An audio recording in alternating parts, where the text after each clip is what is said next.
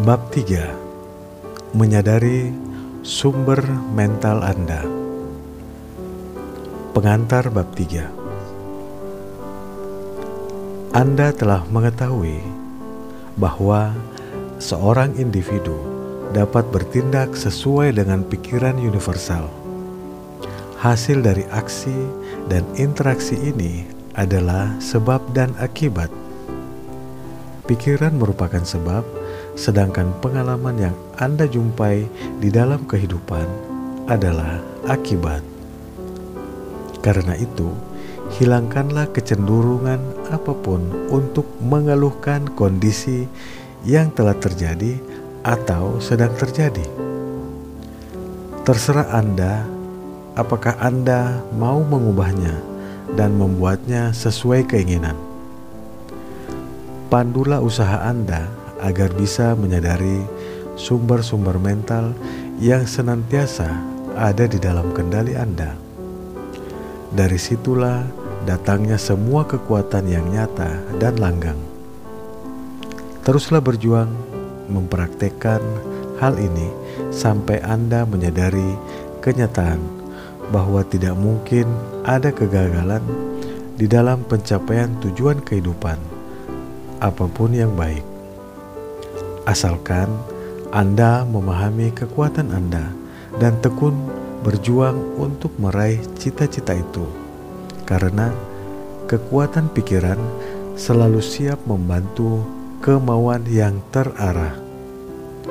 Usaha yang terarah akan mengkristalkan pemikiran dan keinginan yang kemudian menjadi tindakan, kejadian, dan kondisi. Pada awalnya, setiap fungsi kehidupan dan setiap tindakan merupakan hasil dari pikiran sadar. Namun, tindakan kebiasaan menjadi otomatis dan pikiran yang mengendalikannya pun melewati alam bawah sadar dalam keadaan tetap cerdas seperti sebelumnya. Pikiran perlu menjadi otomatis atau bersifat bawah sadar. Agar pikiran bawah sadar dapat memperhatikan hal-hal lain, tindakan-tindakan baru ini pada gilirannya akan menjadi kebiasaan, lalu bersifat otomatis, dan kemudian bersifat bawah sadar. Dengan demikian, lagi-lagi pikiran bisa dibebaskan dari hal-hal detail ini dan bekerja untuk menggerakkan kegiatan-kegiatan lain. Bila Anda menyadari hal ini, maka Anda telah menemukan sumber kekuatan yang akan memampukan Anda untuk mengatasi setiap situasi kehidupan yang mungkin terjadi. Materi bab 3. 1. Interaksi yang penting antara pikiran sadar dan pikiran bawah sadar membutuhkan interaksi yang mirip dengan interaksi antara sistem-sistem saraf yang terkait. Hakim Troward menunjukkan metode yang bagus di mana interaksi ini dihasilkan. Beliau berkata, sistem cerebrospinal adalah organ pikiran sadar, sedangkan sistem simpati merupakan organ pikiran bawah sadar. Cerebrospinal adalah saluran. Melalui cerebrospinal inilah kita menerima persepsi sadar dari indera fisik dan melakukan kendali atas gerakan tubuh. Pusat sistem saraf ini ada di dalam otak. 2. Sistem simpati memiliki pusat di massa ganglion, di bagian belakang perut yang dikenal sebagai plexus solar. Sistem simpati merupakan saluran tindakan mental yang secara tidak sadar menopang fungsi-fungsi vital tubuh. 3. Dua sistem ini dihubungkan oleh saraf vagus yang melalui daerah cerebral sebagai bagian dari sistem sadar menuju toraks.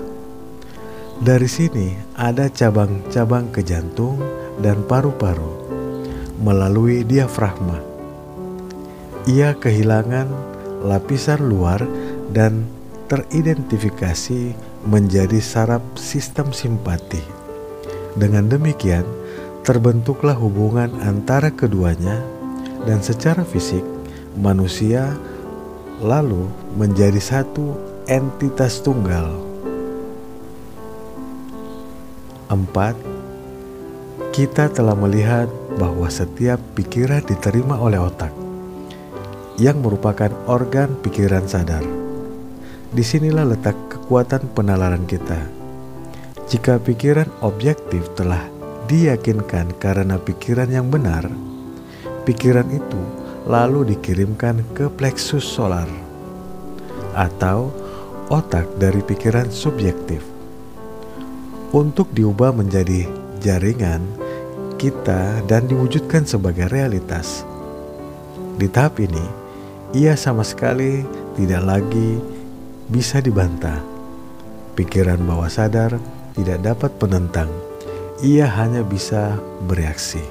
Ia menerima kesimpulan dari pikiran objektif sebagai kesimpulan final. 5. Plexus solar diumpamakan seperti matahari tubuh karena ia merupakan titik sentral dari distribusi energi yang senantiasa dibangkitkan oleh tubuh. Energi ini merupakan energi yang sangat real, dan matahari ini merupakan matahari yang sangat real. Energi ini didistribusikan oleh saraf yang sangat real ke seluruh bagian tubuh dan kemudian dilontarkan ke atmosfer yang menyelimuti tubuh. 6. Jika radiasi ini cukup kuat, orangnya disebut bersifat magnetis. Dikatakan bahwa ia dipenuhi dengan magnetisme pribadi. Orang seperti itu dapat mempunyai kekuatan yang besar secara permanen. Kehadirannya saja seringkali akan memberikan kedamaian bagi orang-orang yang berpikiran kacau yang dijumpainya. 7. Bila plexus solar sedang aktif bekerja dan meradiasikan kehidupan, energi, dan vitalitas pada setiap bagian tubuh dan pada setiap orang yang ditemuinya, sensasinya menyenangkan. Tubuh dipenuhi dengan kesehatan dan siapapun yang ditemuinya akan mengalami sensasi yang menyenangkan. 8. Jika radiasi ini diinterupsi, sensasinya tidak menyenangkan. Aliran kehidupan dan energi ke beberapa bagian tubuh terhenti. Dan inilah penyebab manusia jatuh sakit, baik secara fisik, mental, atau lingkungan. 9. Secara fisik, karena matahari tubuh tidak lagi membangkitkan energi yang cukup untuk menghidupkan bagian tubuh. Secara mental, karena pikiran sadar tergantung pada pikiran bawah sadar untuk vitalitas yang bisa menopang pemikirannya. Secara lingkungan, karena hubungan antara pikiran sadar dan pikiran universal sedang diinterupsi. 10. Plexus solar adalah titik di mana bagian-bagian bertemu dengan keutuhan, di mana yang terbatas menjadi yang tak terhingga, di mana yang tidak mencipta menjadi mencipta atau kreator. yang universal menjadi individu, dan yang tak tampak menjadi tampak. Inilah titik-titik di mana kehidupan menampakkan diri. Tidak ada batas untuk banyaknya kehidupan yang bisa dibangkitkan oleh individu dari pusat solar ini. 11. Pusat energi ini bersifat maha kuasa. Karena itulah, titik kontak dengan semua kehidupan dan semua intelijensi. Karena itu, ia bisa mencapai apapun yang diperintahkan untuk dicapai. Disinilah terdapat kekuatan pikiran sadar. Pikiran bawah sadar bisa dan akan menjalankan rencana apapun dan ide apapun yang mungkin disarankan kepadanya oleh pikiran sadar. 12. Maka pikiran sadar adalah master dari pusat matahari. Dari situ, kehidupan dan energi seluruh tubuh mengalir, dan kualitas pikiran yang kita miliki menentukan kualitas pikiran yang akan diradiasikan oleh matahari ini. Dan karakter pikiran yang dimiliki oleh pikiran sadar kita akan menentukan karakter pikiran yang akan diradiasikan oleh matahari ini. Sifat dasar pikiran yang dimiliki oleh pikiran sadar kita akan menentukan sifat dasar pikiran yang akan diradiasikan oleh matahari ini. Hal ini akan menentukan sifat pengalaman yang akan dihasilkannya. 13. Karena itu, menjadi jelas bahwa hal yang harus kita kerjakan adalah membiarkan cahaya kita terpancar. Semakin banyak energi yang bisa kita radiasikan, semakin cepat kita bisa memampukan untuk mengubah kondisi-kondisi yang tidak diinginkan menjadi sumber-sumber kesenangan dan keuntungan. Maka, ada pertanyaan yang penting. Bagaimana cara membiarkan cahaya ini bersinar? Bagaimana cara membangkitkan energi ini? 14. Pikiran yang tidak bersifat menentang akan mengembangkan plexus solar. Pikiran yang bersifat menentang mengerutkannya. Pikiran yang menyenangkan mengembangkannya. Pikiran yang tidak menyenangkan mengerutkannya. Pikiran tentang keberanian, kekuatan, keyakinan, dan harapan semuanya menghasilkan keadaan yang sama. Sebaliknya, ketakutan merupakan musuh terbesar plexus solar. Maka, ketakutan harus sepenuhnya dihancurkan. Kalau tidak demikian, cahaya itu tidak mungkin bersinar. Musuh ini harus benar-benar dihancurkan. Ia harus dihilangkan.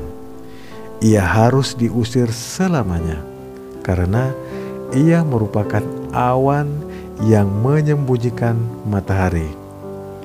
Ia senantiasa menyebabkan kegelapan. 15. Si jahat personal inilah yang membuat orang takut pada masa lampau, masa kini, dan masa depan.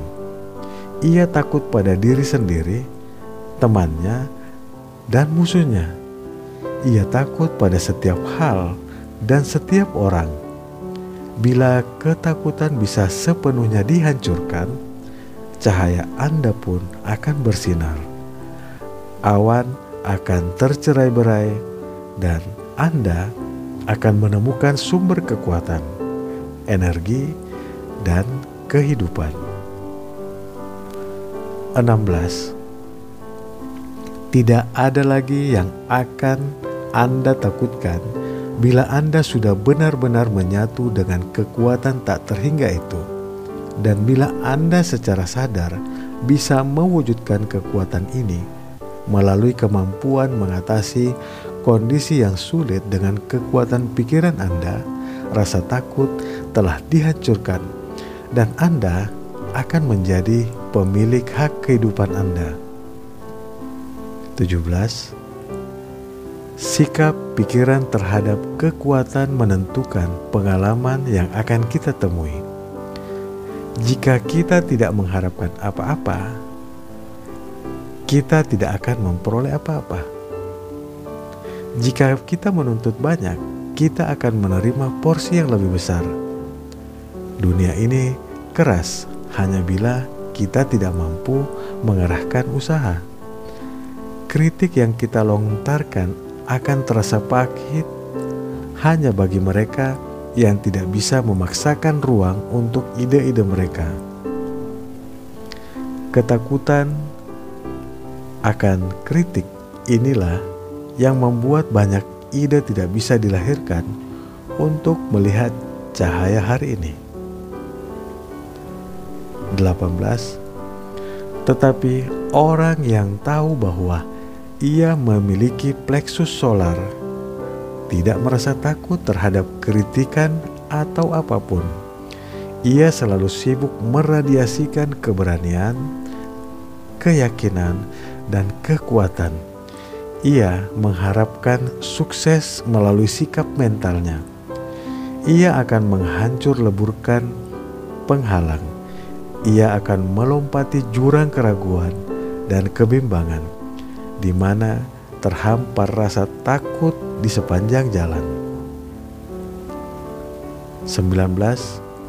Pengetahuan tentang kemampuan kita untuk secara sadar meradiasikan kesehatan, kekuatan, dan harmoni akan membuat kita menyadari bahwa tidak ada yang perlu ditakutkan karena kita bersentuhan dengan kekuatan tak terhingga.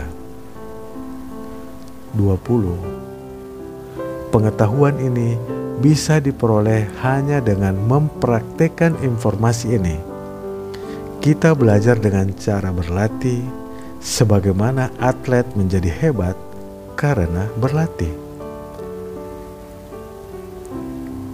21. Penjelasan berikut ini sangat penting, maka saya akan memakai beberapa cara supaya Anda benar-benar memperoleh intisarinya. Jika Anda cenderung religius, akan saya katakan bahwa Anda bisa membiarkan cahaya Anda bersinar.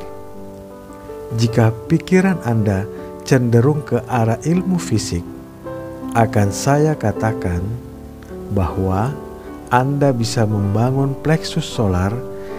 Jika Anda lebih menyukai interpretasi ilmiah, akan saya katakan bahwa Anda bisa mempengaruhi pikiran bawah sadar Anda. 22. Saya telah menyatakan bagaimana hasil dari pengaruh ini. Metode ini yang membuat Anda tertarik.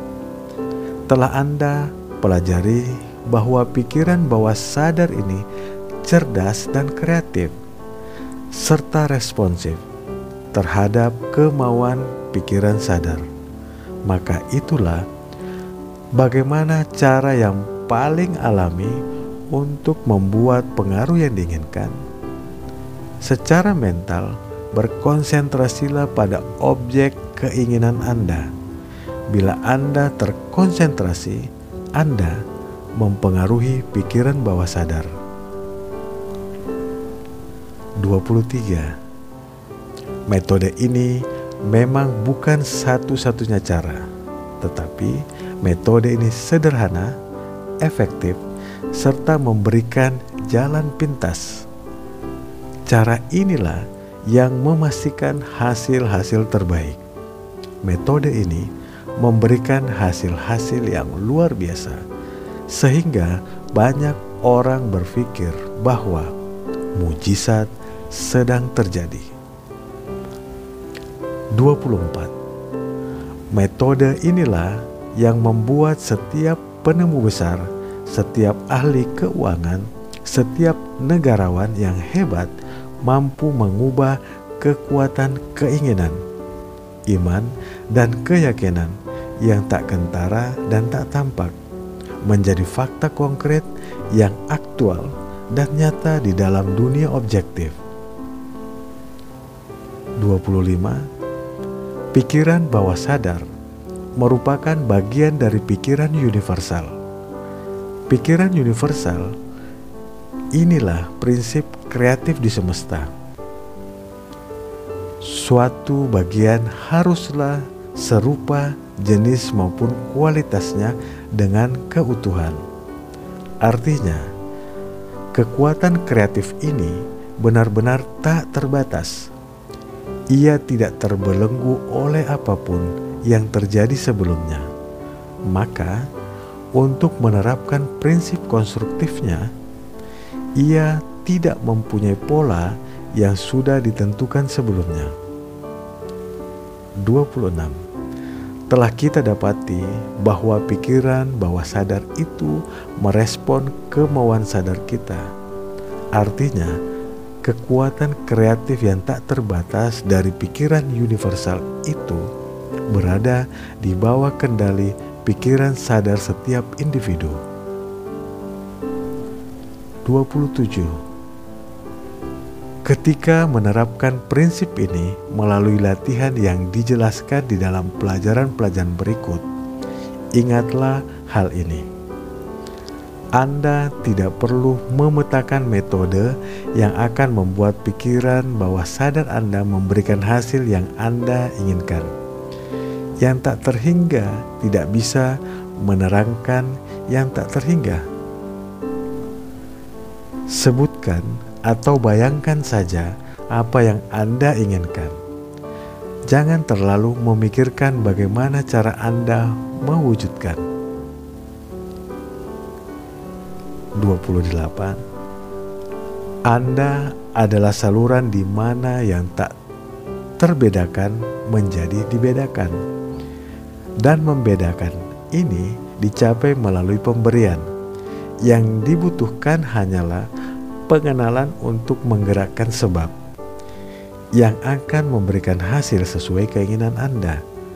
Dan hal ini dicapai dengan pikiran universal. Dapat bertindak hanya melalui individu, dan individu dapat bertindak hanya melalui pikiran universal. Keduanya sebenarnya satu. 29. Untuk latihan Anda minggu ini, saya akan meminta Anda untuk maju selangkah lagi. Saya minta Anda untuk bersikap rileks selagi Anda berdiam diri dan menenangkan pikiran. Lepaskanlah segalanya, biarkan otot-otot Anda berada dalam kondisi normal. Dengan demikian, saraf pun terbebas dari segala tekanan. Lepaskan ketegangan yang seringkali melelahkan tubuh. 30. Relaksasi tubuh merupakan latihan sukarela bagi kemauan.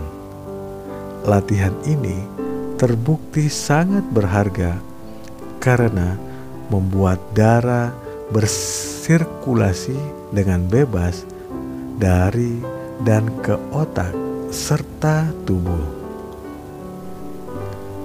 31. Ketegangan akan menyebabkan kegelisahan mental, dan aktivitas mental pikiran pun menjadi abnormal. Hasilnya adalah kecemasan, kekhawatiran, ketakutan, dan kegelisahan. Maka relaksasi sangat dibutuhkan supaya kemampuan mental ini mencapai kebebasan terbesarnya. 32. Berlatihlah secara menyeluruh, secara mental, putuskanlah bahwa Anda akan menenangkan setiap otot dan saraf sampai Anda merasa tenang, tentram, dan Anda dapat merasakan damai dengan diri sendiri dan dunia. 33. Dengan demikian, plexus solar setiap berfungsi. Nantikanlah kejutan hasilnya.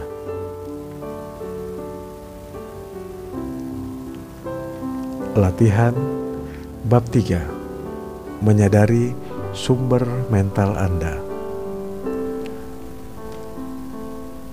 Langkah pertama, rileks, berdiam diri. Langkah kedua, lepaskanlah segalanya. Langkah ketiga, biarkanlah otot-otot Anda berada dalam kondisi normal.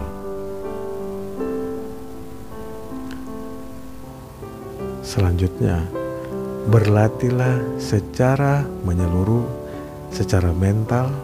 Putuskanlah bahwa Anda menenangkan setiap otot dan saraf sampai Anda merasa tenang, tentram, dan Anda dapat merasa damai dengan diri sendiri dan dunia. Tanya jawab bab 3. 1. Sistem saraf apa yang merupakan organ pikiran sadar? Namanya cerebrospinal. 2. Sistem saraf apa yang merupakan organ pikiran bawah sadar? Namanya simpati. 3. Apa titik sentral distribusi untuk energi yang senantiasa dibangkitkan oleh tubuh? Namanya plexus solar. 4. Bagaimana distribusi ini diinterupsi? Oleh pikiran yang resisten, kritis, dan tidak menyenangkan, tetapi terutama oleh rasa takut. 5. Apa akibat dari interupsi seperti itu? Manusia terserang berbagai penyakit. 6. Bagaimana energi ini bisa dikendalikan dan diarahkan dengan pikiran sadar? 7. Bagaimana rasa takut ini bisa dihilangkan secara total dengan memahami dan mengenali sumber sejati dari semua kekuatan? 8. Apa yang menentukan pengalaman-pengalaman yang kita temui di dalam kehidupan? Sikap mental utama kita. 9. Bagaimana kita bisa membangun plexus solar? Dengan secara mental berkonsentrasi pada kondisi yang ingin kita wujudkan di dalam kehidupan kita. 10. Apa prinsip kreatif semesta itu? Pikiran universal. Quote kita minggu ini dari Williams. Tidak ada kebenaran yang lebih tinggi daripada bahwa kualitas pikiran yang kita miliki berkolerasi dengan hal-hal eksternal tertentu di dunia di luar diri. Inilah hukum yang menguasai kita tanpa kita bisa lepas darinya. Dan hukum ini korelasi antara pikiran dengan objeknya telah membuat orang sejak zaman dulu kala percaya pada pemeliharaan khusus dari Tuhan. Sekian pembahasan bab 3. Kita lanjut pada bab selanjutnya. Salam sehat, sukses, penuh kebahagiaan.